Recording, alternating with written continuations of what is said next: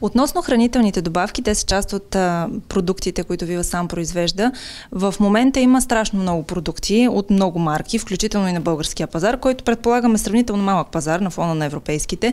Но все пак, по какъв начин се налагате вие като марка? Какво е по-различното в хранителните добавки? На какво залагате, когато ги предлагате на българския потребител, така че той да ги хареса повече от всички останали? Ja, der Kunde entscheidet zum Schluss, was ihm besser gefällt. Das ist die erste Frage, ja, die Antwort. В крайна сметка клиентът решава какво му харесва най-много. Natürlich sind wir unter starker Konkurrenz. Естествено, че има много силна конкуренция. Aber das ist auch in allen anderen Bereichen so. Also in der Elektronik so, das ist in der Automobilindustrie so. Es gibt eine starke Konkurrenz. Но това е във всички други браншове, при електрониката, при автомобилостроенето. Und zum Schluss gewinnt der oder macht der Umsatz oder hat der halt seine Marktanteile, der halt Qualität liefern kann.